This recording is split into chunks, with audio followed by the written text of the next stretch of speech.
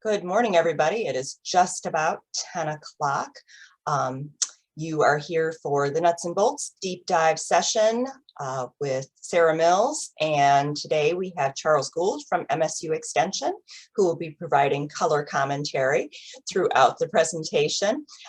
Today's session is Solar on Agricultural Land. We thank you for, hi, Chris Dusen. Hi, Rick Freeman. Hi, Aaron. You are, of course, encouraged to turn on your cameras. This is a small group and it just makes it that much better if we can see faces and talk to each other rather than talking to just blank screens. Let's see, so today's Solar on Agricultural Land, we did get some great questions in the form that you all received. If you did not get a chance to fill that out, put your questions in the chat, or given the size of the group, and many of you have been doing these in the last couple of weeks, you know the format. Sarah will say any questions on that, and you'll have an opportunity to talk at that point. So with that, did I miss anything, Sarah? I went through what I was going to say, and then of course, I don't think so. I didn't do it as well as I did in rehearsal, of course.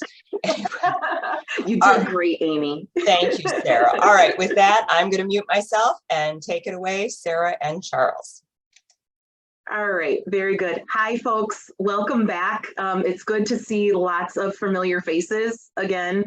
If you were here last week, I advertised that today and any of these previous week or to any advertised that today's going to be a little bit different. So your sound went a little funny right there. So you just want to make sure you're really talking into the mic. I know you're on your loaner computer. Just okay. Is it any? It just cut out for a minute. So I okay. Okay. Just but now do jump in if it goes out again, and I'll try to find a different approach. Okay. That sounded good. Okay. All right. I'll just talk closer here. A little bit different approach today. It's not, you'll notice in for one, the slides are different. This is not necessarily things that were in the MSU training. You'll see just one slide from that, or in the MAP training before. This is, as Amy and Charles and I were talking before, a little bit of more of a philosophical conversation about why we're seeing, like, how to think about solar on farmland and why there's so much conflict. The nuts and bolts of then how to translate what you decide to do within your planning into zoning we'll cover when we're talking about large scale solar the next few sessions. But today's really going to be thinking about, you know, what's known about the impacts of solar on farmland, and particularly how it intersects with farmland preservation. There are more slides. I'm going to just start out by doing more talking, because for better or for worse, this is the thing that I actually got my PhD in. So I came back to school to study farmland preservation, not to study energy. You'll see at the very end, I'll talk, because there was a question about wind, I'll go back and talk about my dissertation was about the connection between wind and farmland preservation. So now everything is solar, and we're still trying to sort it out. But this is the thing that I really, really care about. And I really care about it from the farmland preservation perspective, not necessarily, honestly, from the solar perspective. I'm curious about whether solar is a tool for farmland preservation, or it's actually making farmland preservation harder. And that's just so you know kind of where we're going in. And for everybody's benefit, when planners think about farmland preservation, they usually think about this, right? Previously farmed fields that are turning into low density suburban style development. This is not just a weird thing that's happening in Michigan that we're talking about this, a unique thing to Michigan. I mean, Washington Post, I don't know, a year or two ago, a couple of weeks apart, posted these two different stories. One about solar drawing opposition about loss of farmland, and another about solar as a new cash crop for farmers. So this idea of how ought we think about these two things together is not clear cut. There are differing opinions here. Even American Farmland Trust in their Farms Under Threat work noted towards the end of the report, they kind of dealt with wind and solar together, but that renewable energy creates opportunities for farmers and landowners to earn new income. So that's, how it could be beneficial. But it also poses threats to farmland and local food systems. This is effectively when you're thinking of a landscape going from one that is largely agricultural to one that is really energy centric, rather than designed for both ag and solar at the same time. Just to get a couple of things out of the way, I want to be clear that what we are not talking about today is roof mounted solar in agricultural spaces. We talked about that for the last couple, a week or so ago. That's not usually where there's consternation, nor really are we talking about accessory ground mounted solar. Like this is, lots of solar panels, more than what would power the house, but this may well be for, size to power that agricultural operation. Usually this is not the thing that, again, causes consternation in communities when they're thinking about how does this fit.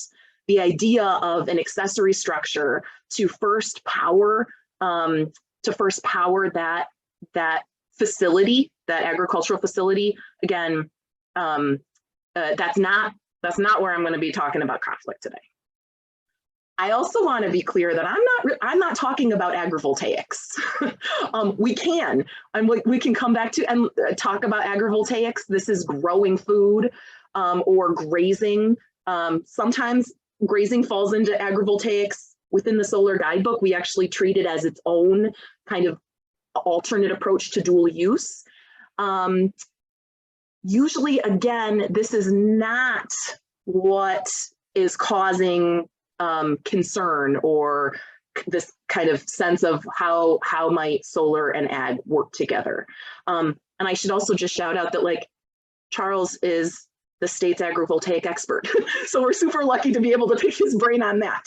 But for a moment, we're going to push pause on that. And instead, what we're going to be talking about is the kinds of projects in reality that we're seeing that are being developed right now. So this is the project in Lapeer. It's about 50 megawatts. It covers 267 acres. It's owned by the city of Lapeer, previously leased out to a farmer. When this was built in 2017, I think it was the biggest site east of the Mississippi, but there's not agricultural activity happening there anymore.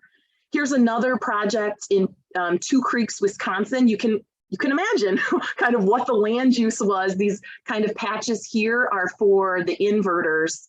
And of course, those of you who went on the solar tour saw an even bigger project in Michigan. The Assembly Solar Project in Shiawassee County is 1,900 acres.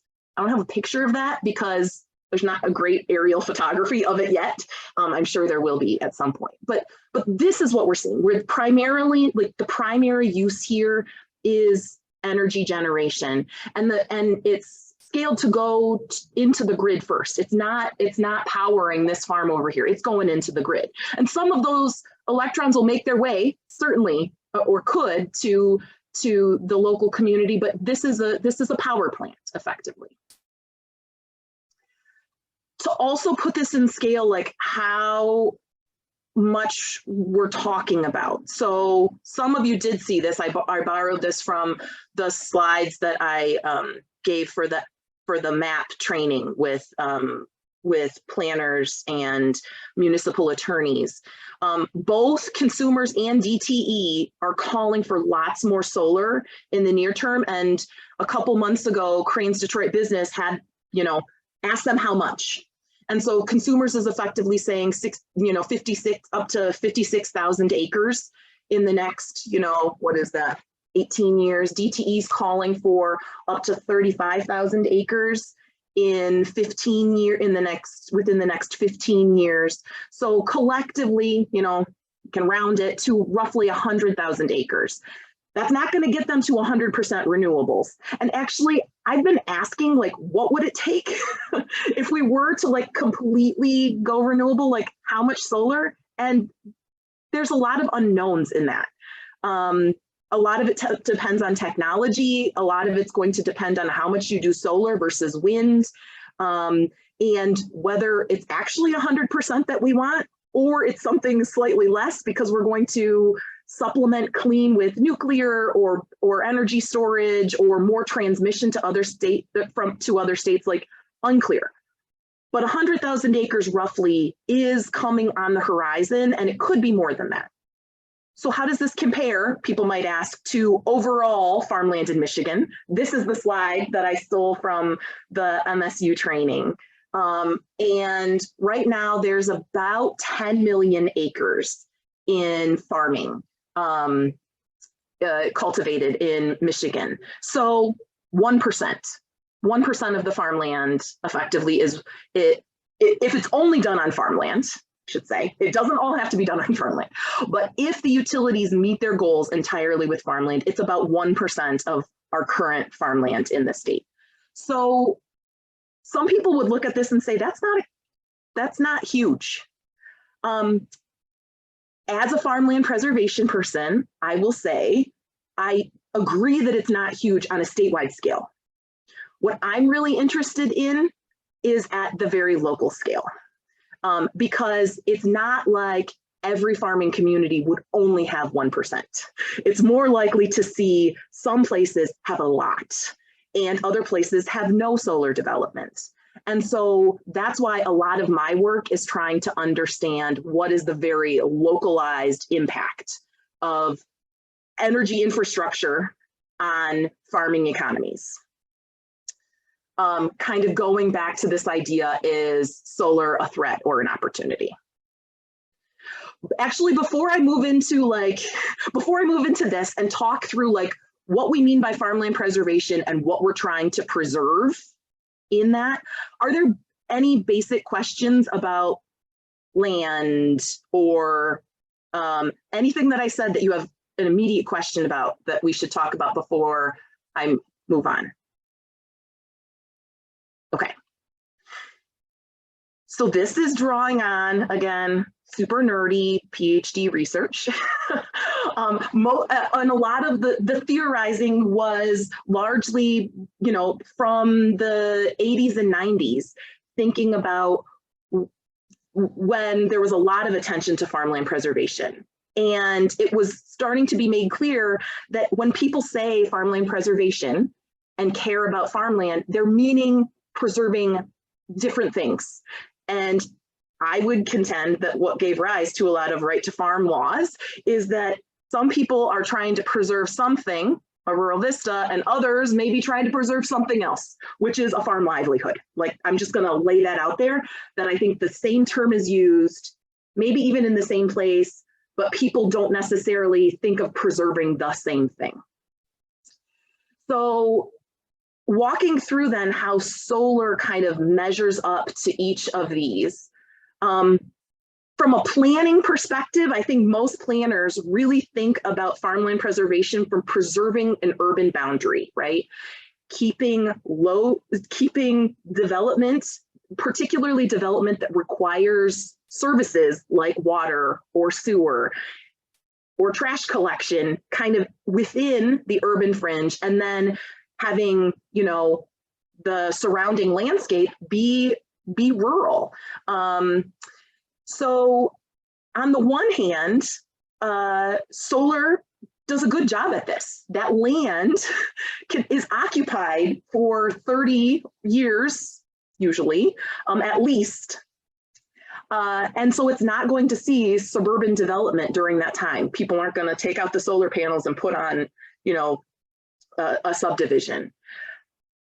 If you're thinking about this, like holding that land for the future, then one of the things that you would want to be considering is decommissioning standards to make sure that that land can be farmed again. And we'll get to that a little bit later. But in terms of like reversibility of this and just holding it, providing some economic opportunity and holding it so that it's not suburban development, like that's pretty clear cut. solar places really minimal demands on services, right? So it's, and actually these two could kind of be in the other order. It's contributing to the tax base, but it's not, you know, it's not like suburban development where now you have more kids going to school and lots of more traffic on the roads from associated with that. And I want to note that it does contribute to taxes. How much varies from state to state. We're clearly all in Michigan, but some of my work has been to understand how solar is taxed in other states as well, because it makes a difference in terms of what is the community-wide economic impact. Right now in Michigan, well, historically, there wasn't great guidance from the State Tax Commission on how to tax solar. And so it means that some of the solar farms right now are kind of all over the place in how they've been assessed. A year and a half ago, the State Tax Commission came out with some clearer guidance for assessors, which is great. But in terms of like there's not necessarily, and that guidance says effectively tax the real property. You should consider in taxing the real property based on the primary land use, which the guidance doesn't explicitly say, but suggests it might be more appropriate to tax as an industrial use. But there's also, it says that there's personal property associated with it. And there's some guidance on how to calculate the taxable value with that. It's then the multiplier table that it uses to show how that taxable value changes over time isn't quite a multiplier table. I don't fully understand it. It's slightly complicated, but I'm not a tax person, so like you can take that with a grain of salt. But I want to mention that there is some pending legislation right now that would allow communities, allow local governments to instead go with a much simpler kind of payment in lieu of taxes. So it would be a flat rate over time. So it would be very clear kind of what that value is. What the number in the legislation is $7,000 per megawatt. And again, it's pending, so we'll see. And I want to say too, that legislation makes it really clear that local governments don't have to do the payment in lieu of taxes. They could continue to assess it as industrial personal property with the normal kind of ad valorem tax. So, but there are, people have wondered like, how, I've said for a while, like, we don't know how much tax revenue there is because it's been unclear and there's this pending legislation. Well, now the legislation is out there for people to see. So there are taxes associated with it. And again, it's contributing to services, but without placing demands on those services. So in terms of an urban boundary, there's that. In terms of the rural vista, this one is one where I come at this or my previous research was on wind. So it is certainly less impactful on the landscape, from a distance than wind. Solar panels are less impactful than wind turbines. Most of that impact is related to kind of drive-by. It kind of depends on where you are though. So this is taken, I don't know, I can't remember which newspaper or what part of the country this is from, but it was a story about how this person's home would be surrounded on 3 sides by solar panels and across the street, right? They're going to be in the middle of the solar farm. So it's certainly impactful for the people that have homes in the midst of the solar farm. And I would also say that I think that this is a place where scale really matters, right? A 50-acre solar farm has quite different visual and aesthetic impacts than a 500-acre solar farm, than a 2,000-acre solar farm, right? And just in terms of, even though it's not going to be 2,000 contiguous acres, you can see lots of solar arrays throughout the landscape in that situation. So often my sense is that when folks are thinking about what this means for for farmland preservation. I hear a lot of things that are associated with, that's not why I moved here. I didn't move here, like I didn't move into this house to see the solar panels out in the field, right? I moved here for corn and soybeans and to see the deer. So I think, and historically, like there's a lot of folks that are willing to put money into funding farmland preservation, but it's more about preserving a view. And I want to acknowledge that that is, there's a lot of folks, that there's a lot of communities where that's really important. So, and acknowledge that it is an impact, that it can be an impact. There, you can mitigate it a bit, but you can only, you can only hide behind a fence so much. Okay, the next thing that sometimes we have farmland preservation programs focused on is preserving habitat, right? So sometimes it's not, and sometimes these are open space preservation programs. So utility scale solar projects have construction activity. There will be an impact during construction. How much of a long-term impact there is really depends on how unique that habitat is. If the critters can effectively have somewhere to go during construction, there's not like super unique habitat on that site. So they have some place to go during construction and then can return post-construction. Many of the kind of woven fence material that you can see in a lot of the big solar farms in Michigan right now allow for kind of small critters to get in. They're wildlife friendly fence designs. There's also an opportunity, kind of getting back to the solar guidebook and what you could do to actually enhance habitat. So, while, I mean, I grew up on a farm at the end of a dirt road. Like, I think a lot about deer and and the other things that live in fields. It's not super quality habitat, right? And so actually taking some of that land that was previously cultivated and providing opportunities for pollinators and for others can build some of that habitat. So I think this is one where, there's the short-term construction impacts, but then kind of longer-term opportunities depending on what's planted in and around the panels and kind of how the fence is designed and thinking about that.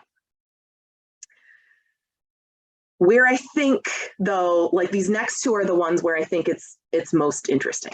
So land for growing food. And this is one where I want to be explicit that and I said at the beginning, we're not talking about agrivoltaics, because I think agrivoltaics, that conflict is not there, right? It is when you're thinking about designing an agrivoltaic site where you are planting food crops underneath the panels, you have energy and an agricultural production living together. There are projects underway. Charles and I are both involved in proposing new research to try to increase this. Grazing right now is possible and is happening, and there are seed mixes to allow for sheep grazing. You don't want goat grazing because Sarah's words, goats are jerks and they jump on the panels and chew wires. But maybe Charles, you can disavow me of that. But I want to be clear right now, in the near term, we're not planting corn and soybeans underneath solar panels. Like that's not in the very near term, you should not expect that. You should also not expect that kind of these arrays are going to happen at 1,200 acre level. Like that's just not for the largest projects that are proposed that developers are looking for right now. This kind of like actively planting food is not going to be common. We're working on it, but I think that we need to acknowledge that there may be some land that is not cultivated in the short term. But again, there is one of the things to think about is how you we're making sure that we design projects in the short term to allow for food cultivation in the future. So, and I'll talk, I have a slide at the end about, and we'll talk in the next couple of sessions about kind of what requirements you have in your zoning ordinance that might allow for reversibility for this site to not be losing land for growing food in the future, but to allow for that in the future. There's, I don't think we got a question about this, but I will often have heard questions about this when I speak in communities. Like, about whether you can decommission a solar project and farm that land again. And the reality is, I don't think we haven't decommissioned solar farms in this part of the country to know that. So the best we can do, in my mind, is know what makes it difficult to reclaim land and try to build that into our ordinances now. So I'm foreshadowing what I'm going to say, but like, let's not move topsoil. Let's limit soil compaction. Like, what kind of things would allow for that? Let's not necessarily change the drainage patterns, because it's going to be difficult to reverse that in the future. So we'll come back to that. But the other thing that's on here is just thinking about in designing this, like, and this goes hand in hand, in your zoning ordinance, you need to think about whether this is going to be a long-term site of energy production, or a short-term site of energy production, well, or medium-term maybe. Like, and that's where reversibility is really important. If instead you say, it's time, like ag is not working for our community. We don't have enough farmers, or, you know, there's already so much suburban development that it's really hard for farmers to make a living. Like, maybe this is time for us to transition. Then I would suggest that what you design for solar on farmland is quite different. Then this might be your opportunity to allow for stormwater detention, right? This might be your opportunity for kind of landscaping that is thinking about this site as a site of long-term energy production. But I think you can't have it both ways. And so I think it's really important that you think about how you want this to fit into kind of the community fabric. And I think I still have a slide later on about like how that might play out in a kind of an exurban community with lots of residential development now. Okay. I just want to make sure there was nothing coming in chat that I was missing.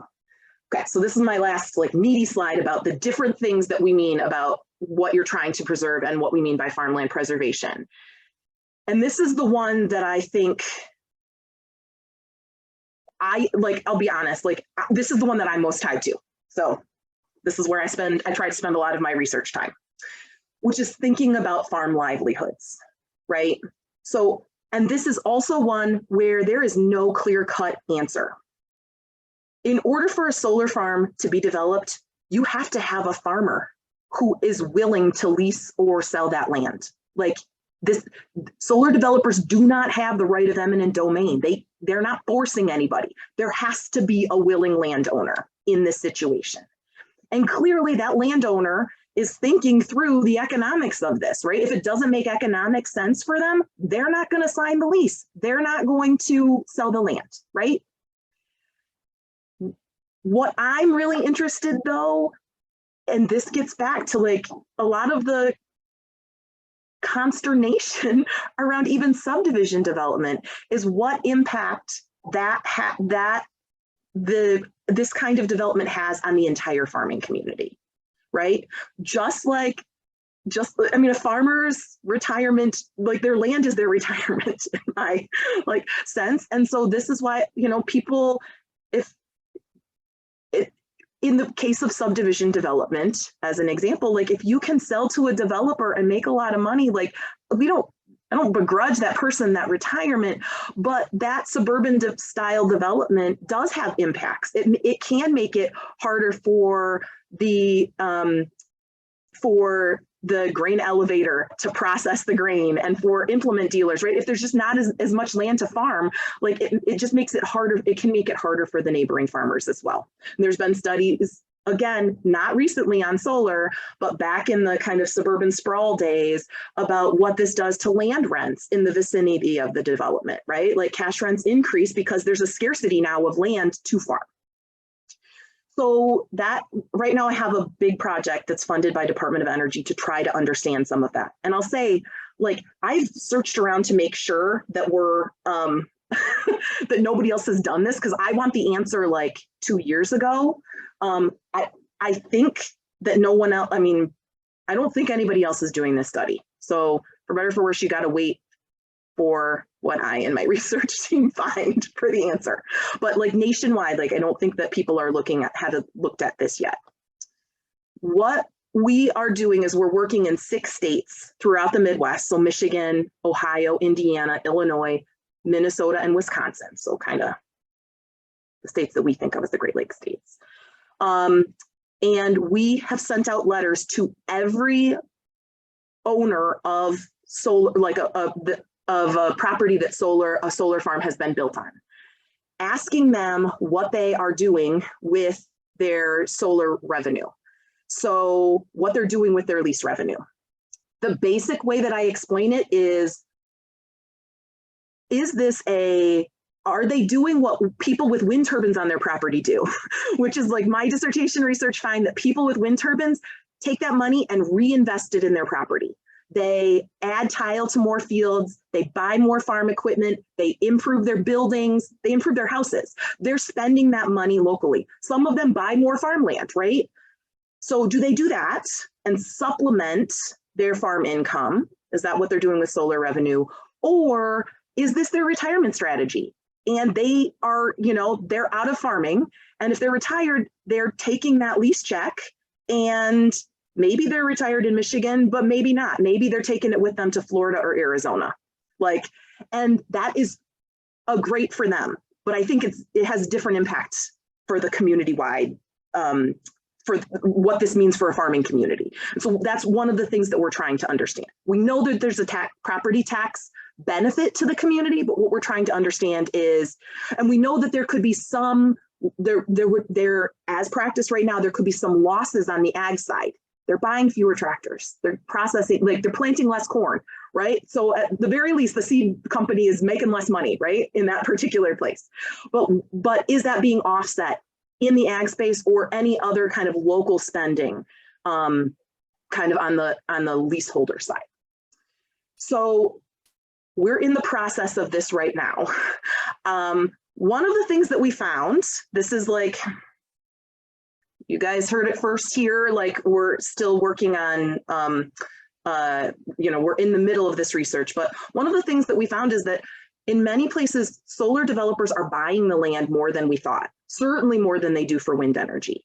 So about 40% of the land in the solar farms right now is purchased by a solar developer, which, not gonna lie, I don't love that. Like, I'm gonna be really clear.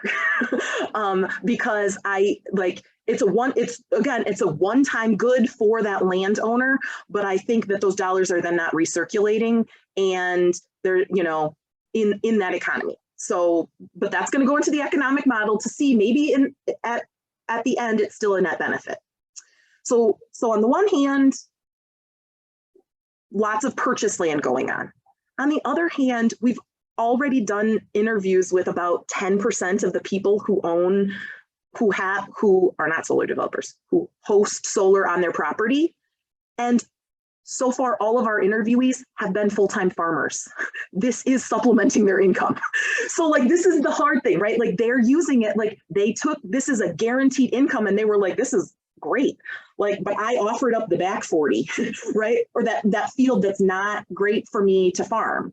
And they're taking it and either buying other land or kind of diversifying their farm operations. So it is not clear cut. Like like I said, there's like 2 stories, and I'm still sorting out like what this means. And I'm taking all of this information and giving it to Steve Miller at MSU, who's the ag economist, to say like, okay, how can we put it all together and figure out like, what is the local impact? Take the negatives on the ag side, any positives that we may have from these, 40% of landowners who do have solar leases coming to them, and the property taxes, and see on net, is this good or bad for farming economies? Let's see. I just have a couple more slides, I think. So that is the theory. That's the like philosophical, like why people may be talking about farmland preservation, saying the same words and coming to a different conclusion even on how solar fits, because they may be using a different definition of farmland preservation. And they're both right, potentially, and there could be conflicts between these different definitions. And there's historically been conflicts between some of these different definitions on particular land uses. You know, when somebody wants to change their farming operation, you may well know that like their neighbors aren't happy necessarily about that. So I want to acknowledge that. Where the PA 116 program sits is that as of June 2019, if you have land that's enrolled in PA 116 that you want to have in one of these commercial, you know, kind of utility scale solar farms, you're allowed to put your agreement effectively on pause. So you can't claim the tax credits anymore, but you don't have to pay the back penalties and like take your land out of the program. It's just on pause. But there's some stipulations. So you've got to maintain your existing field tile and drainage. You need to plant cover crops that include pollinator habitat. And then you need to ensure end-of-life remediation by posting a surety bond with the state. So my reading of that is effectively the state's policy is, let's try to protect the long-term farmability of the land, making sure we're not changing drainage patterns, creating wetlands. We're requiring decommissioning, but at the same time, we're wanting to provide farmers with this new income stream. And again, it's a lucrative income stream. And the planting of pollinator habitat is doing some good. It can be doing some good for neighboring fields along the way. So that's, I think, the balance that is struck by the PA 116 program. Some of my work is trying to understand how other states deal with solar in their farmland preservation programs. First of all, most states are silent, which is a problem because solar is growing and this is gonna come up more and more. Also acknowledging like most states don't have as big of a farmland preservation program as we do. So like go Michigan for that. But there's kind of mixed approaches. So in almost all states on farm solar, those pictures that I showed you at the very beginning, right, where it might be ground mounted, but it's really to power the farming operation itself. In almost all states, that's allowed. You don't have to take your land out of production, or you don't have to take your land out of the program. In California, New York, and Connecticut, it's their approach is the same that Michigan had before 2019, which is if you want to put utility solar on it, you have to remove your land from the program and you have to pay a penalty. Sarah, was that Connecticut or Vermont? Oh, sorry, Vermont. Sorry, Vermont. Thank you. Ohio allows you to remove the land from the program. You don't have to pay a penalty. Iowa, Hawaii, and Maryland are similar to Michigan's approach, which is effectively just pause. You can't continue to claim the credit, but it's on pause. And Oregon, which arguably has like some of the best farmland preservation programs in the country, actually permits solar, utility scale solar on farmland. Because again, one of the things that they're concerned about really is sprawl. So, and solar does a good job at stopping suburban development. And I just, again, want to say like in most of these states, utility scale wind is permitted within farmland preservation programs. And I'll get to this in a minute. In part, it's because it just takes up so little land. Like there are conflicts, particularly from the viewshed perspective, but from the farming perspective, its footprint of impact is smaller, even if wind farms spread over many, many, many more acres than solar farms do.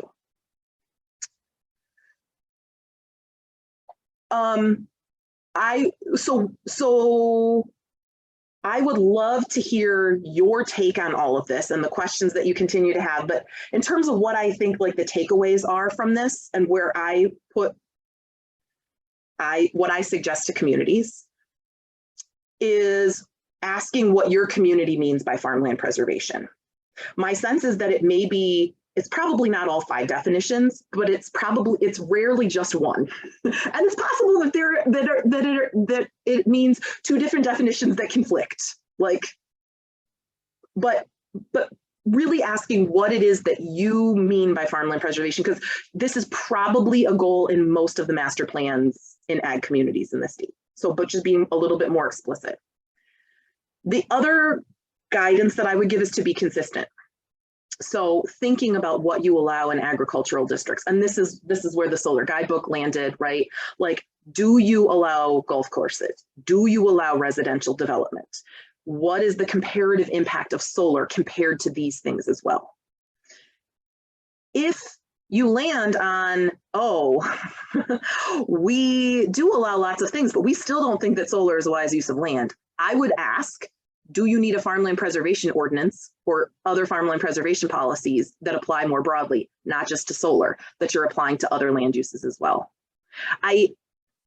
I'll be really honest that my attitudes, and Charles may have witnessed this, my attitudes about solar and farmland have been ups and downs, from the very beginning, because the farmland preservationist in me says, this is not our most productive land. Does this make sense? I'm not sure. Honestly. On the other hand, so many of our ordinances really are weak. We allow lots of things to happen on our most productive land. And so if this discussion about solar inspires additional conversations about farmland preservation, I gotta say, I'm all for it. Sign me up, because I really think that we need to be consistent. And honestly, this is not the only, it's time for this conversation again.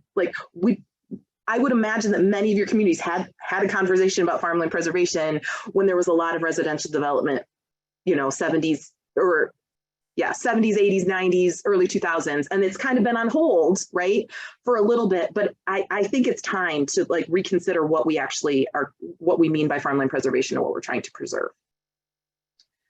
I think a hard case, right, is kind of the exurban fringe, where you already have a lot of residential development. You only have, you have limited farmland left. In places where there's lots of farmland, I should say, in places where there's lots and lots of farmland, I don't think that 1,000-acre farm, a 2,000-acre solar farm is going to be the tipping point. It's places where there is not tons of farmland left that I think the question often is solar going to be a tipping point of ag in the community? And the few farmers that you have left aren't going to be able to, to do their jobs, or if maybe you've already tipped and solar is going to help that transition by providing those landowners with additional revenue, and providing the whole community with this additional tax base. And by the way, stopping additional suburban development in places that maybe your community doesn't want it. And in that situation, I think you need to start to think about should we be setting a reasonable limit on project scale or the percentage of land if you feel like you haven't reached that tipping point? And also, again, kind of what is the plan for our community? Farming, it is a business, right? And if farmers can't, if there's too much competition, I did one of my projects in my PhD was working with Webster Township just north of Ann Arbor, and talking to farmers about farmland preservation, and there's a lot of suburban development there. There's competition on the road, and they all from suburban developments. And so they were it's really hard for us to get our equipment in and off these roads. We don't know how much longer this is going to be viable for us to at least do the kind of farming that they had been doing, the corn and soybeans. A lot of those farms now are turning to kind of more farm to table, right? And so it's switching to growing things that can be sold in the farmer's market, which is great. And there's an opportunity then for agrivoltaics because of the scale of that and what they're growing. This is an opportunity for agrivoltaics, but it's just going to be at a different scale, I think. Also, this has come up in a couple of places that I've been, and I just put that out there. If you have lots of consternation about wise use of farmland, should you consider wind? That's not usually the argument. Wind does not take up very much land. So if in your community people are saying, we don't want solar because it's not a wise use of farmland, maybe there's an opportunity to consider wind there. Recognizing all of the aesthetics. And then again, this is highlighting the difference between the aesthetics and the productive arguments about farmland. Man, there's more slides in here than I thought. Maybe this is the last one, maybe two more. And then I do have things that are on the questions that came up. So within your zoning, what this means practically speaking. So I think everything that I just talked about is really a philosophical question about within planning, like how solar might fit with your existing planning goals. And then you're gonna make a decision about like, this does fit in our agricultural spaces or under these criteria, or it doesn't. I think no matter where you arrive, there's a couple of things that I would suggest and that the zoning guidebook kind of lays out, and I put in the dates specifically where we're addressing some of them. Some of these were not as explicit, but I'm just gonna tell you, like, we don't always agree on what's in the guidebook necessarily. This is Sarah's take. I really hate the idea of moving topsoil for berms. If you want to farm that land again, I really hate it. So I'm anti-berm in the situations where people think that they want to farm again. Disrupting tile for stormwater detention is another one where I think you really want to think about that. Like on PA 116, again, if there's land in PA 116, one of the state stipulations is that they have to maintain that field tile. So that's going to be a place where it's going to be hard to, like, there could be some conflict with your local ordinance. Your local ordinance rules, but you should just know that that's the case. And I think that there's a rationale for the state's policy. Planting trees to screen, I think that makes a whole lot of sense in certain situations. Planting a small forest, if you want to, around on the perimeter, and especially the entire perimeter of the project, if you want that to be farmed again, I think you need to think through the rationale associated with that. Another one that's not as explicit, but has come up in a couple situations recently, is particularly from like a wise use of land perspective, is what happened, like some communities want to have very large setbacks as somewhat to provide a buffer.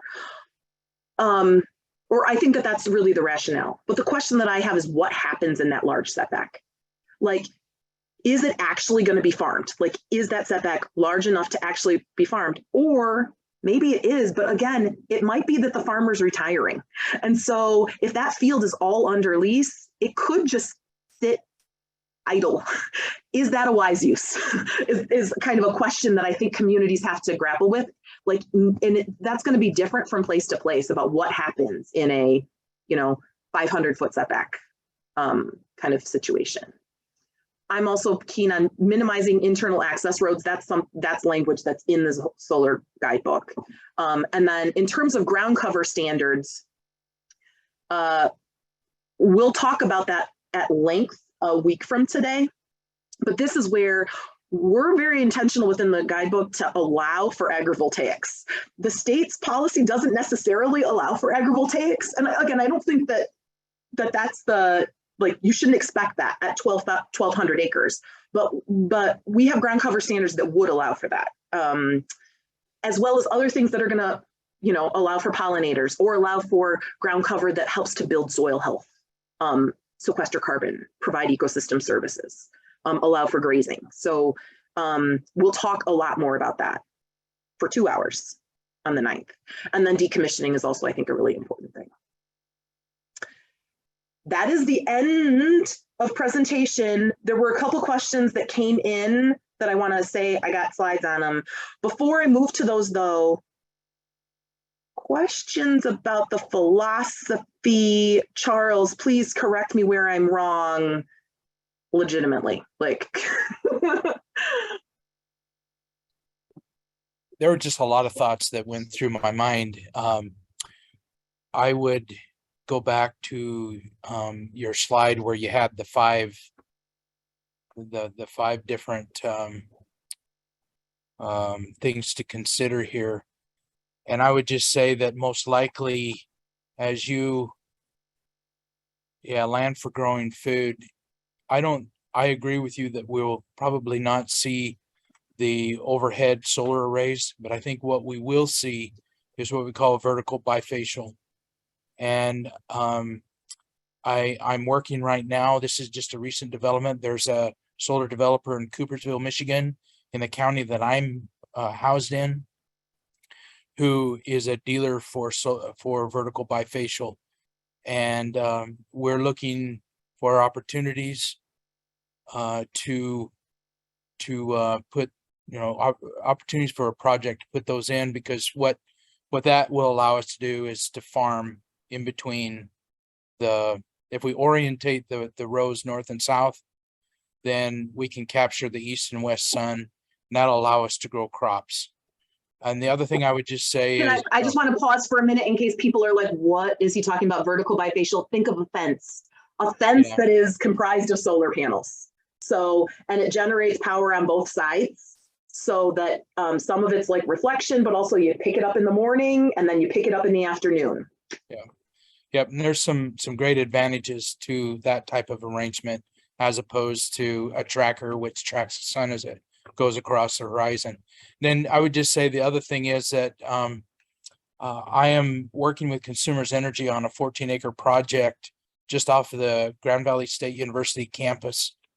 And we do have a grower now that's interested in growing lettuce and tomatoes on this site.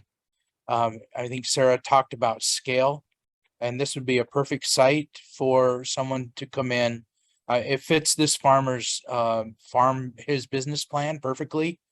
And so it looks like this next spring we'll be able to go in, and we're going to take at least an acre of that land anyway.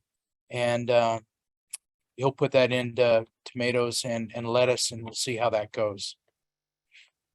And I think all of it, so particularly in the guidebook, we talked about this a little bit, just underscore it, those small utility scale projects are the places, like small principal use projects are the places where I think you want to make sure that you are allowing for agrivoltaics because that's where, like, that's the kind of 1 acre to 14 acre, like that's where it 100% makes sense. Like, and that's what we can see now. And we're seeing in other parts of the country. It's the 1,000 acres where making sure you're not staying evergreen a little bit so that you could do it in the future when vertical panels are more common, I think totally makes sense. But in the short term, thinking about ground cover that allows for other things, for grazing under, single access tilt panels, that allows for planting pollinator habitat, or conservation cover that is, again, rebuilding soil health, sequestering some carbon along the way, remediating, contamination, that kind of thing is I think really wise. Other immediate questions, because I do have at least 4 people submitted things ahead of time. So I'm going to go, sorry if I'm making you sick by going through this really fast. One question was, where do I get good information about soil stuff? Charles, I'm going to turn to you, right? Like there's a couple of different measures of this, and certainly kind of your, where you can find good information on soil types locally, who would you call? So the Natural Resources Conservation Service has already delineated those soil types, and they're available, and they have a scale from poor, blow sand type of soil like we have over here in Ottawa County, all the way to just prime agricultural land. And the ranking is 1 through 8. And there's the name of that is escaping me right now. They have a name for that, but it is something that you can access on the web. And Sarah, I think what I'll do is I'll see if I can't find that and post that link in the chat. Perfect. Amy sends out an email to everybody afterwards. So if you can find it, super. If not, you can even email Amy afterward. Why don't we do that? I'll find it and then send it to her, and then we can send that out to everybody. Great. I'll be honest, I like AFT's kind of map. They took the information from that Charles was talking about soil type, but also put it together with where there are locally significant or like national or significant kind of crop areas, along with which soils are going to do best in the climate change that's already baked into the system, right? Which are most important, knowing that we're going to get warmer, we're going to get wetter in a lot of places. We may have water problems in some place, like drought conditions. So using that measure, they've come up with this productivity, versatility, and resilience measure that's 0 to 100. And so it includes a lot of things. Also allows for like a 1 to 8 is good. What I don't like about like prime soils is that it's dichotomous, like, or people can treat it as dichotomous. And so I like things that try to stretch out, like what's actually the quality, like more than just a yes, no kind of thinking about that. And so this is the map. The darker green are the better soils, the more resilient, productive, versatile soils. And these are the lands in Michigan that the American Farmland Trust is trying to prevent from all kinds of development. And so on here, I have the link where you can see the map yourself. You can zoom in more. You can also download the data. And a couple weeks ago, I talked about, when we were talking about planning, I talked about the EZMT, the Energy Zones Mapping Tool. This is a data set that is included in that as well. So you can kind of overlay location of transmission substations with energy, with AFT's PVR maps, if that's something that you're interested in, to see kind of where there might be places where it's not productive soil, but really good access to the transmission. And that would be a good, ideally the best place for solar as a primary land use versus driving it to kind of an agrivoltaic situation. Another question was about kind of the question was about the impacts of solar and wind on a range of things. So what I thought I would do is, we covered a lot about solar, but 2 slides on wind. So this is the punchline, effectively, from my dissertation. In terms of direct land use, it's about 1 to 2 acres that is taken out of agricultural production per turbine. You can and each wind turbine right now, as built, is between 1.5 and kind of 2.5 megawatts in the state of Michigan. So I would say, using the kind of rule of thumb about 1 acre per megawatt, where for solar, the footprint tends to be 5 to 10, 5 to 8 acres per megawatt. So for a turbine, it's about 1 to 1. Turbines clearly spread over larger landscapes, but in terms of how much is actually taken out of production, it's about 1 acre. Some places and some developers prefer to site it on fence lines. And in that case, that fence line wasn't farmed previously. And so you now have an access road along that fence line. And so it's possible, like, there's some turbines that have not taken any land out of production, but I would say you should aim, think on average that it's going to be 1 acre per megawatt. Most of that is actually in the access road. It's not in the turbine footprint itself. In many situations, you farm right up to the access road. Usually the landowner has an agreement that they can park their trucks during harvest and planting on the access road. So what my research, again, I mentioned this earlier, my research finds that people who have turbines on their property are reinvesting that land in their farm. And another question that I asked was about farm succession plans. So people who have a wind turbine on their property are twice as likely as others to have a farm succession in place. They know what's going to happen to their land when they pass.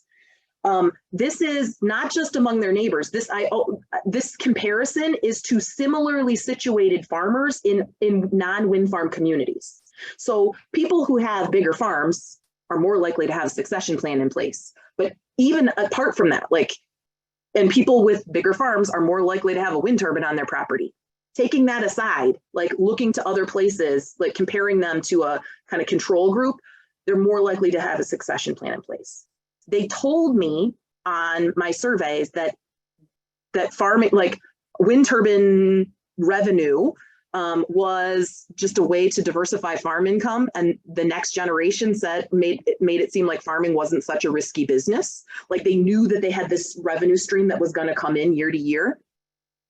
What I would say is that I need to repeat this study in another 10 years because our oldest wind farms in the state are only 14 years old.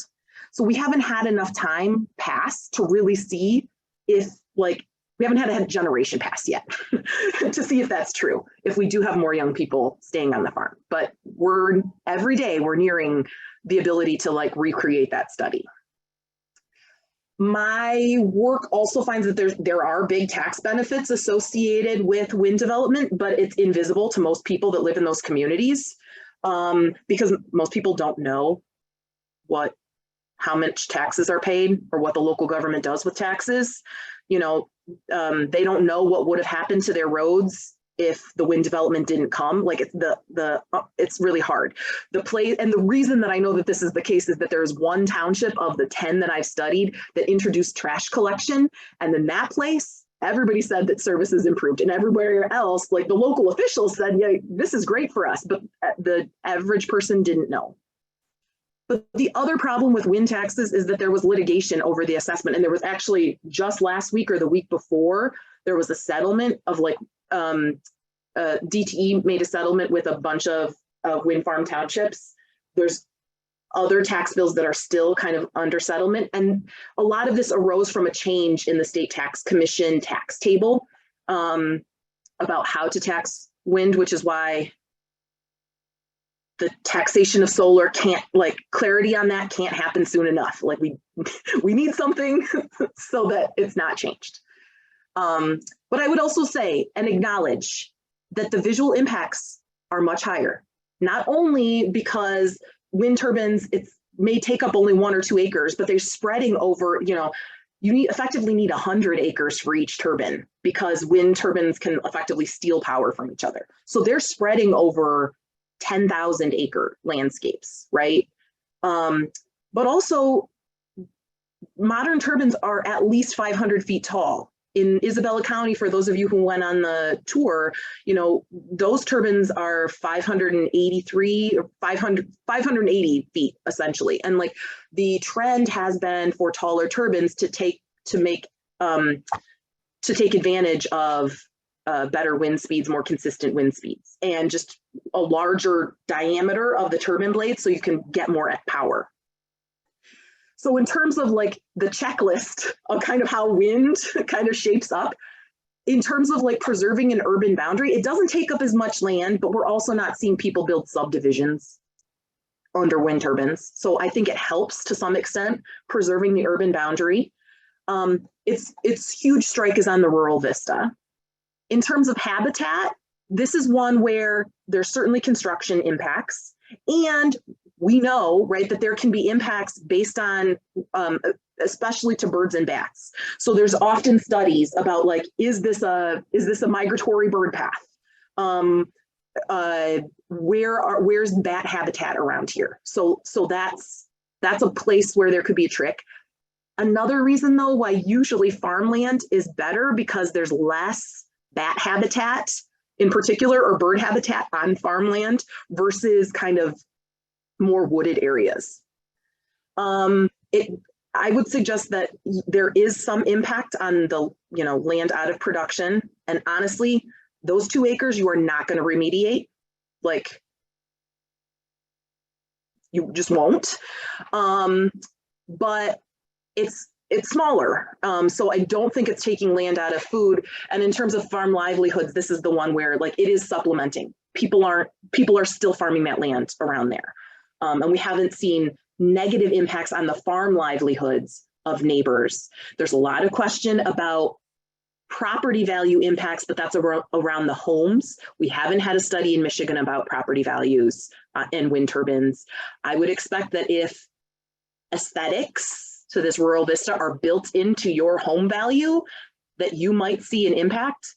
If not, if aesthetics are not built into your home value, then I would not expect to see an impact consistent with the US-wide studies of property value impacts, which to date have shown no impact on neighboring home values. There was a chat that came in. Oh, Charles found the classification. Super. Thanks, Charles. This is my last slide. 2 other solar questions that came in. Well, actually, before I move on to the solar questions, any other questions about wind? Okay. 2 other solar questions that came in. One is about solar jobs. And this is the thing that I often tell communities, like there are lots of jobs in clean energy, without a doubt. But for a host site, that's usually like long-term jobs are not the reason to say, I want to host a wind or solar farm. There are not tons of long-term jobs associated with hosting a wind or solar farm. There are jobs, particularly in solar during construction, and a lot of solar developers, these are jobs that locals can take. For construction of wind, it's harder. But for solar construction, there are lots of local jobs. Like in Shiawassee County, I think it was like 200, they were looking for 200 to 300 people during construction phase. And it's mostly like unpacking solar panels and driving piles. Like there's lots of construction jobs. Once it's done, the operations and maintenance, that's what O&M stands for, is pretty limited. It's like mowing. And there's usually a couple of technicians who make sure that the solar panels are operating, but there are not tons of jobs. I would say in a rural community, a couple of good paying jobs could be a boon, but there are not a bazillion jobs, long-term local jobs associated with solar.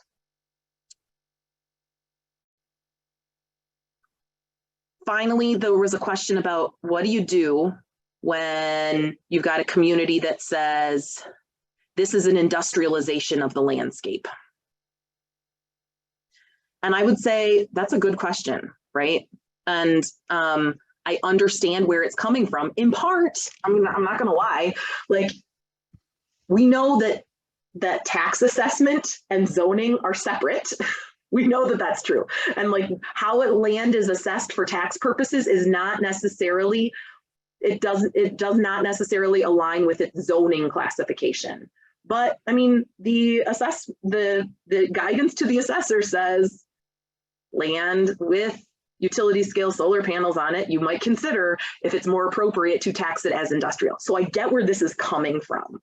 And I think that how you're thinking about it really depends on what is seen in your place as how it's going to fit in.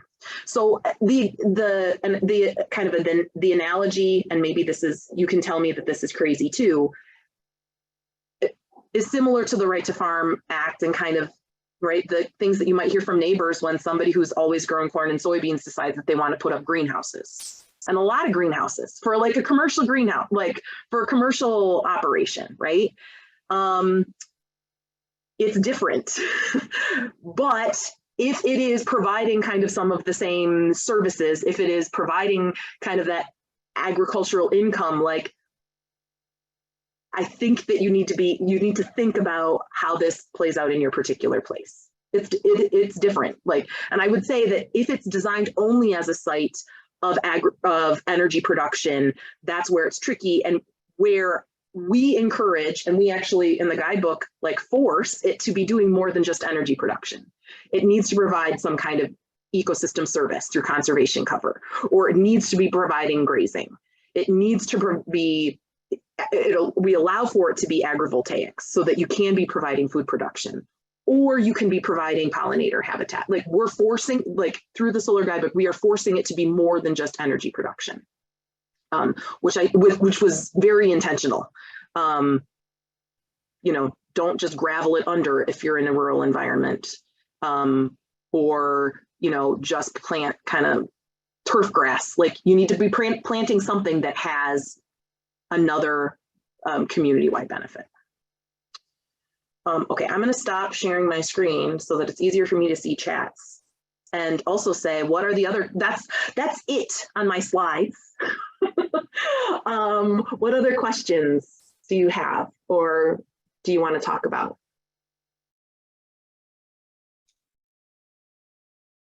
I have one while we're waiting. Do you see, I think you alluded to this, the agrivoltaics, do technology changing in such a way so that that becomes a higher scale, or not so much, that that's not ever going to take on the 10,000 acres or like the insane numbers that, like, I had to do math to figure out what that meant in square miles and how many cities that would 2 square take up. miles, right? Yeah. I think that we will see more. It will increase in scale. Actually, Charles and I are part of a research proposal to Department of Energy. Department of Energy said, like, give us proposals for increasing agrivoltaics, but like that are at much bigger scale than what we've seen. So I think that for like actually agrivoltaics, it's something like it's got to be 5 megawatts or something akin to that, like something that would happen at a much, like, not just a niche thing. So the Department of Energy is actively funding this. There are changes in technology all the time that allow for this. I would say, this is my sense, like, but I love Charles's like feedback on this, or like how you answer that too. I think that one of the big things to be considered in this is the ownership. I think what we have to sort out is like the ownership associated with this, because what I've heard from 2 years ago, we had a workshop with Farm Bureau and who else was here? Some folks from MDARD, as well as solar developers at different scales. So kind of the small,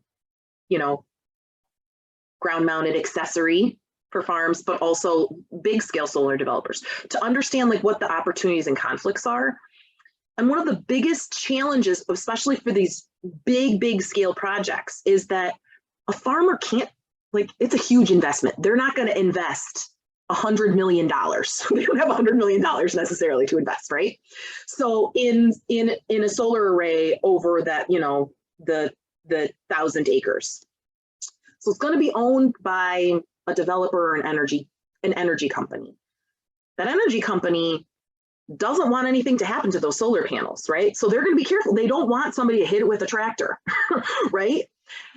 On the other hand, the farmer who may still own the land or who wants to farm, like, wants to make sure that the person who owns the solar panels isn't trampling what they've got planted underneath there and interfering with their ag operation. So I think one of the things that we need to think about is what are the lease models or ownership models that protect both entities so that we can actually do this together. Because if I own the solar panels and I farm, like, I got it figured out. But solar companies are not farmers, right? And so like they're not necessarily thinking about the needs of what it takes to farm underneath it. That's my sense, is that it's really like thinking about how to get these two people who are specialists in different things and want to protect their assets, like, together. And I don't think anybody's really thought about that extensively yet. But Charles, what do you think about the future? Yeah, so last week I was up in Muskegon County at an open house on a site that was just commissioned. And one of the things that happened was somehow the topsoil that had been pulled off to the side got mixed in with the clay that was underneath the topsoil. And so it really has rendered the site unsuitable for crop production.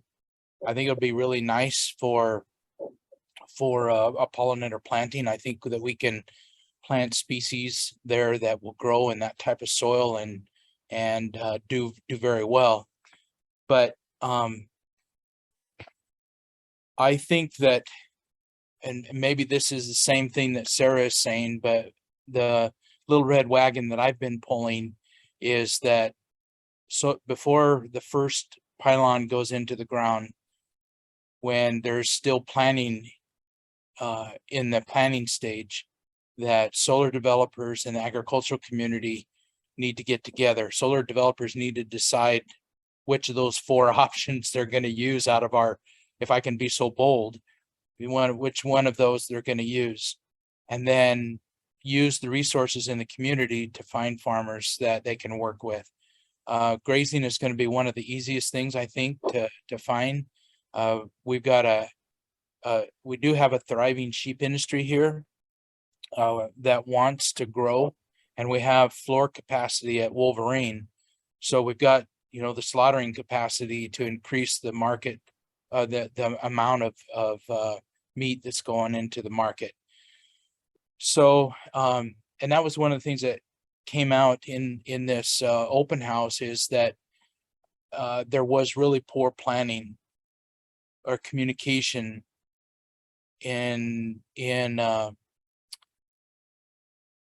it could have been avoided if there had been some communication and when the planning took place. So and then this may be really, really radical, but what I'd really like to see is townships, instead of developing zoning ordinances that focus on electric production and then agriculture as an afterthought, what I'd really like to see is zoning ordinances focused on the production of in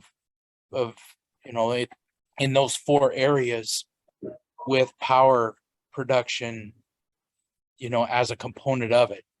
So I think I'm trying to shift the paradigm, the thought, the focus. Can you remind me what way. 4 areas you're talking about, Charles? Agrivoltaics, pollinators, conservation practices, and grazing. So if we were to think about it in that sense, so that's assuming that a community wants to bring solar in, but they want to do it in a way that keeps agriculture or promotes agriculture, that I think an ordinance would look way different if that was the focus versus power production with a ag component as an afterthought.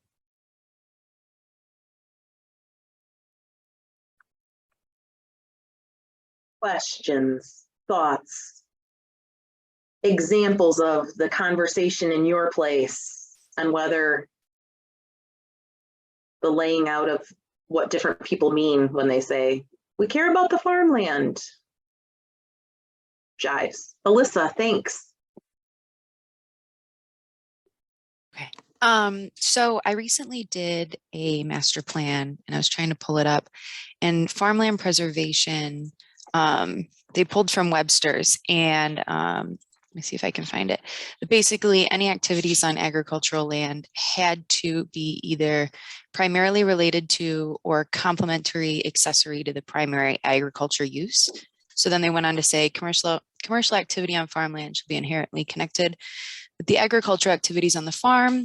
Products take place on the premises, primarily outdoors. And it goes on to say traditional noises, traffic must be dispersed throughout the day and consisting primarily of passenger vehicles rather than commercial traffic like vendors or service providers. And so that kind of made me think of the conversation in terms of, I think that would really have to, it's a supporting statement for a zoning ordinance that might not want solar. And how do we, I think that would have to be read in a way where I had one community where they said they were harvesting the sun. And so I liked that way of saying it, but that is kind of a twist on what is an agricultural use. And so it becomes a challenge of, like you said, what's the temperature of the room? How do they feel about it? And this community, when we were there, they said, well, why did this other community allow in a solar farm? And we had to explain, it really depends on the viewpoint of how you see solar.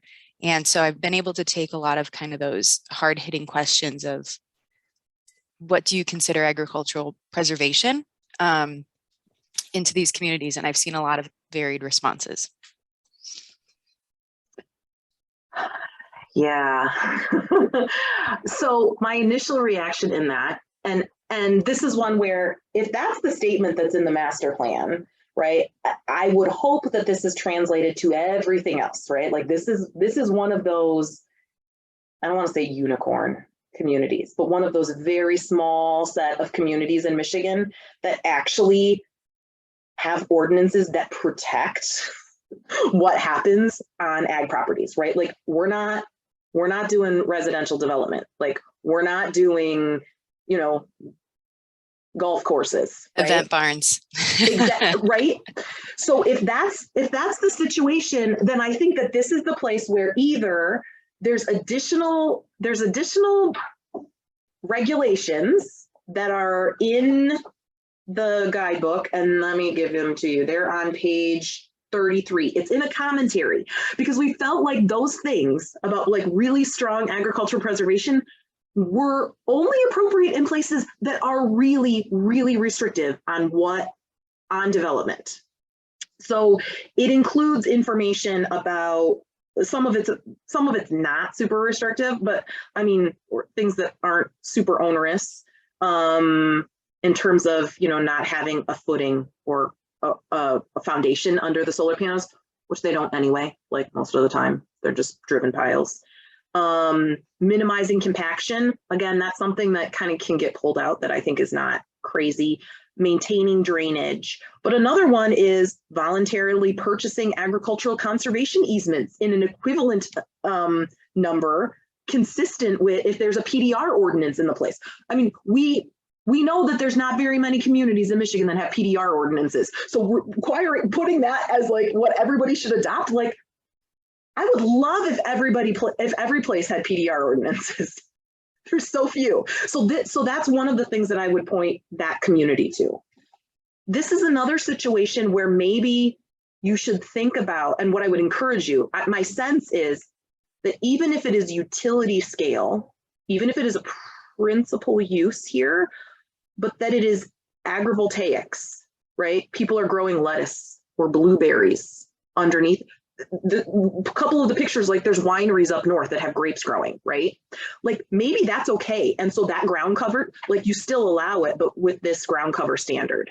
Similarly, if it is a grazing operation, right? Or like this is a sheep farm, like solar panels can offer one of the things that I've been looking for, like that's on low down on my list, but maybe I'll mention it to Charles and we can put it back higher on the list. Like USDA gives money to farmers for like shade cover for animals, right? Like solar panels can serve that function too, like because it increases their product, like shade increases productivity of milk, right? And helps with livestock health. So I would say like maybe there's a couple of those definitions that do fit. I get, generally speaking, some places classify pollinator habitat and apiaries, like sometimes it falls under the agrivoltaic umbrella. It's not the kind of farming that most people are doing, like I think in probably the places that you're thinking about. So I get that there may be like, this is not farm, like it's not an ag operation, but my sense is that an agrivoltaic situation, that's an ag operation. This is actually providing some shelter, like in crops where you need some amount of shade anyway, like this is how you're getting it, and similar to grazing. So maybe that helps, like you don't have to throw the baby out with the bathwater, like you can choose among those 4 ground cover options, the ones that are in this. And I would again say this is a pretty unique situation if you are super, super limited in what you're doing in ag districts. Thank you. I appreciate that. I just have one more quick question. I've had some communities too mention wildlife corridors, and I'm pretty sure that is mentioned in the guidebook. I could be wrong, but when looking into that a little further, it seems like the more reasonable option would be agricultural fencing that allows the passage through. But because if you were to open up the fence in some areas for a corridor, that would be kind of a breach of security for the development. So would you say, yeah, no, kind of shut that down and say, this isn't really the wisest option for fencing? Or is that something that can be done in a way that would also be safe? I'm this corridor stuff. So what we address is wildlife friendly fencing. But it's kind of what wildlife we're talking about, right? The fencing that my understanding is would comply with the National Electric Code that would allow for that is going to let small things in. It's not going to let deer in. I mean, they could jump it, but it's not intended for that, right?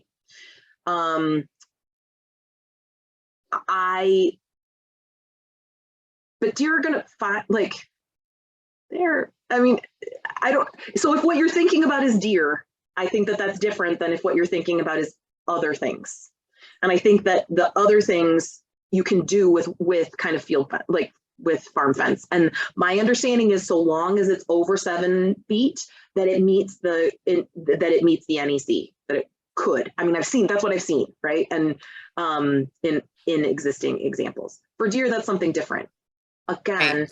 I've often seen this in places that really care about the farmland preservation. And I think, like, what you're really going to require then, if you say that you need to have a corridor every 1,000 feet, is you're going to have this patch over here, that this 1,000-foot run of fence with this part of the solar array fenced in. Then you're going to have a gap, like a deer alley, and then you're going to have another corridor. I don't think that that's a wise use. Like, I don't think that that's it. First of all, are deer actually going to use your deer alley is the first question I have. And also, the NEC requires a setback from the fence. So inside the fence, they're going to have to be 15 feet at least on each side of that gap, plus the gap. Like, I don't know that that's the wisest use.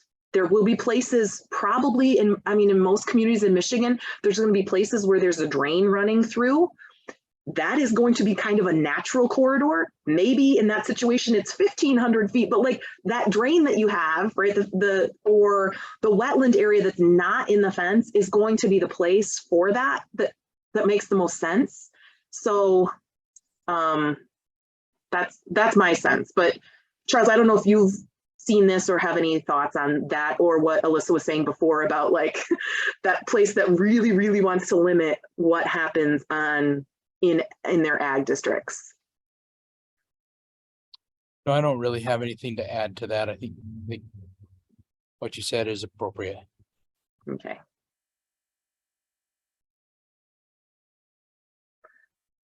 Thanks for bringing the example. If anybody else has an example or anything else, something that I said that got you scratching your head, seriously, like, let's talk it out. I might have misspoken. I could be wrong.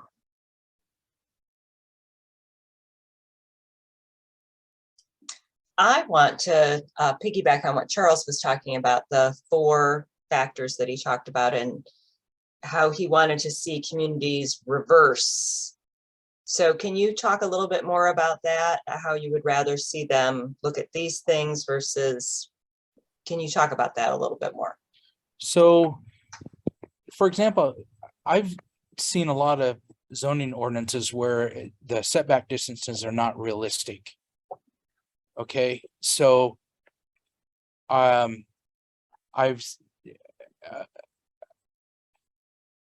okay, that's just one example, but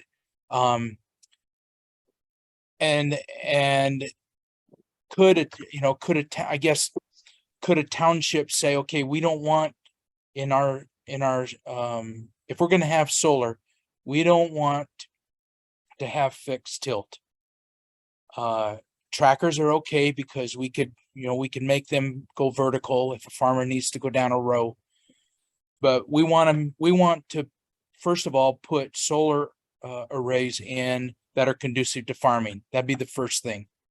Okay, so that's thinking about what's actually going to go in there that would be conducive to farming. Because the fixed tilt, really, you can't. So the GVSU 14-acre project that I referenced earlier, there's 13 feet between the top of the tilt and the bottom of the next tilt in the array. So farmer would have 13 feet that he could drive an implement down. Okay, so if we made that a tracker, or if we made that vertical bifacial, then that's going to add another 8 feet to that aisle there. So that makes a difference on the type of equipment that implement. It makes a difference on the type of crop that can be grown. So if we just stop and think about, first of all, what type of solar array we're going to or solar module that we're going to put in, then we're going down the road of being farmer friendly. When I talk with farmers, they say, oh, it's really nice to put pollinators in. It's really nice to have conservation practices in, and it's really nice to graze. But when I think of farming, I'm thinking of corn and soybeans. Okay, same thing that Sarah talked about earlier. So corn right now is probably not an option. I mean, it will be at some point, I think, but oats and barley and wheat and vine crops and soybeans are all going to be options if we go to a different way of thinking about how we set those solar arrays up. So if we're thinking vertical bifacial or we're thinking trackers, then I think the impact that's going to have, because a farmer's going to want to maximize the amount of ground, because there is some of that ground that he's not going to be able to farm, and that's going to be where those rows are, where the tracking systems are. Okay. And again, going back to what Sarah said, it's also going to take some thinking on the part of a solar developer to say, yep, there may be certain mortality, if I can use that word, of solar modules, because there might be a rock that flips up. I might have a 20-something driving a tractor and he takes the corner too soon and he'll take out that corner solar module. Okay, so I don't know that necessarily is part of a zoning ordinance, but it's all part of that thinking process that goes up. It has to be thought out up front. But if we can put solar ordinances, zoning ordinances in that are thinking about how do we grow crops in solar and still produce electricity, I think that's where I'm coming from. The fencing, I think, is also is also going to be a big deal, because a farmer could grow, let's take 1,000 acres. So a farmer could grow 500 acres of a specialty oat. Star of the West Milling out of Owasso, I believe, is where they're at, is looking for land right now. They want 1,000 acres to grow a specialty crop of oats. So, we've got 1,000-acre solar project. Can we, there's an opportunity there. Maybe a farmer wants to take 500 acres out and grow soybeans and then put 200 acres of that in pollinator habitat. We've got a lot of research now that's showing that soybeans are self-pollinating, but they really are poor self-pollinators. So if we can put a pollinating planting adjacent to a soybean field, we get statistically significant yields of soybean, such that that farmer's 3 or 4 bushel increase, and that makes a difference over a 500 acre 500 acre field. So we think about these configurations, but our zoning ordinances allow for those discussions to take place on how we can farm that land to maximize profit and also maximize power production. So I guess what I'm saying is that the solar ordinance isn't a deterrent for the farmer and the solar developer to figure out what that best combination really looks like. I'll add in, I think, and underscore what Charles just said at the end. Like we were thinking about what could come in the medium term, right? Like in the short term, to try to future-proof this a bit. So adding in agrivoltaics, for example, even for the large principal use, make sure that that's a possibility. You're not requiring a perennial ground cover when in fact, you want to plant soybeans, right? Like you've found a model that allows for planting soybeans, like allowing for agrivoltaics, like as a ground cover option would not preclude that from coming to fruition. So I think that that's one. The other thing that was part of our discussion as we were thinking about this is, first of all, the Right to Farm Act protects how much say zoning has over farming operations. And we want to make sure that we're not very rarely do we regulate what you have to plant through zoning, right? Particularly from the farming side. Like there's nothing that says that you can't, like putting your land in CRP, for example, right? Like what a farmer chooses, like some of it's driven by the market, clearly. And so not be like, there's this balance between making sure that you're not going to get garbage, right? And noxious weeds, but also not being so prescriptive that what you're regulating can't grow, or there's not a market for what you are requiring. So I think that that was some of the intention behind giving some options. And you know, as Charles was thinking about the, you know, how might you give preference to tilting panels rather than fixed panels, right? Also, like, I think that's from an ag perspective on these like principal use sites. The benefit that we have is that that's where the market is going anyway. Like, I think there's a lot of fixed tilt panels that are already built, but most of what's coming has been single axis, or most of what I've seen proposed. So like, amazing that market is aligning with what makes more flexibility from a farming perspective. But there's still options, like tracking panels for an accessory use don't necessarily make sense. Like, and you might want fixed tilt for an accessory use as a shade for your cattle, right? Like, and so like, you need to make sure you're thinking about that too, and kind of and this is where solar is really hard, especially in the kind of rural environments that we're talking about today, because it could take on so many different permutations. And just in terms of like solar on the farm, how it intersects, it could be, there's lots of different ways that it could even intersect on a specific, you know, farming operation. So Alyssa, I saw your note in the chat here, and that is really super disappointing. I don't know. I mean, I've been around solar arrays for many years. They're made out of silicon, and they're glass, and the racking is metal.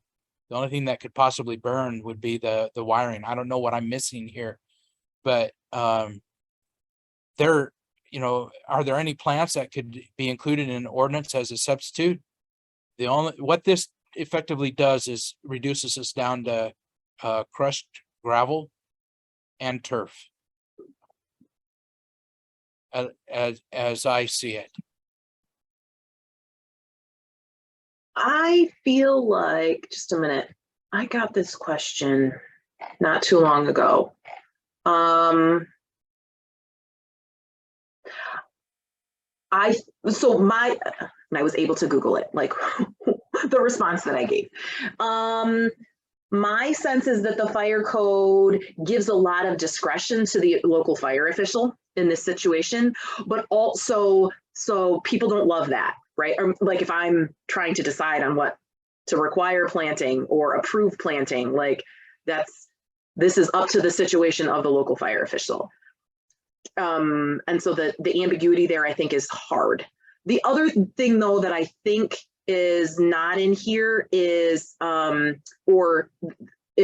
read it as maintenance makes a big deal. How flammable some of these native grasses are depends on if they are properly maintained too, is my understanding, not as a prop or not as a plant person, but with proper maintenance, I think you reduce the fire risk. Is that fair, Charles? Like,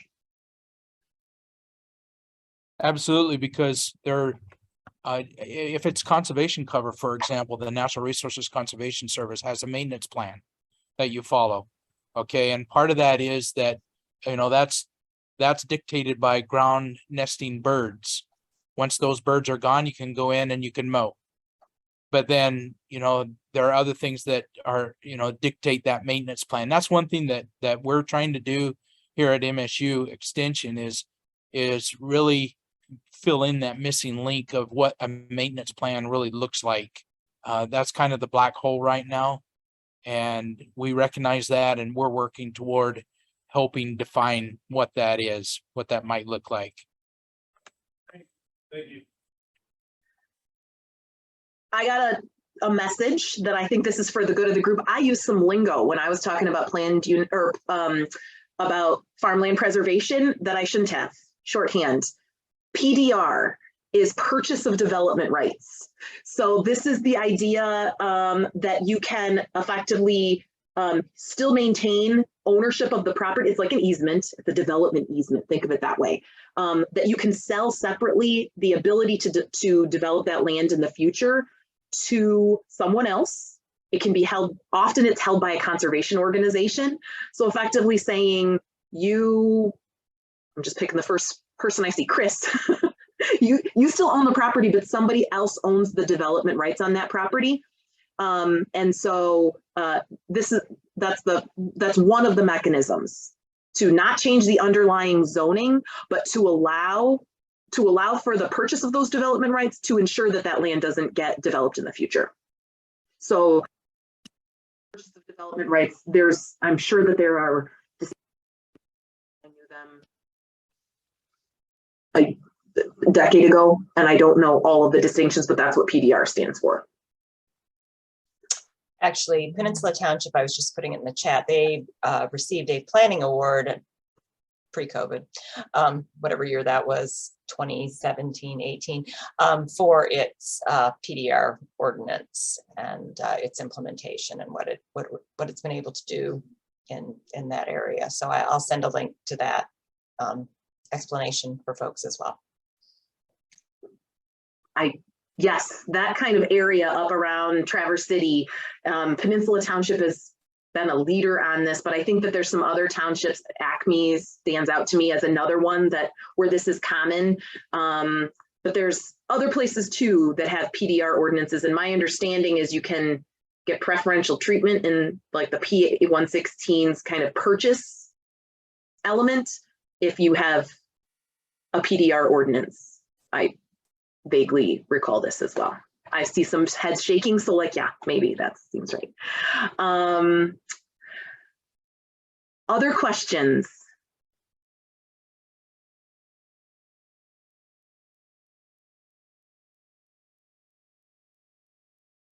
Thanks for going down the real nitty-gritty rabbit hole with me today.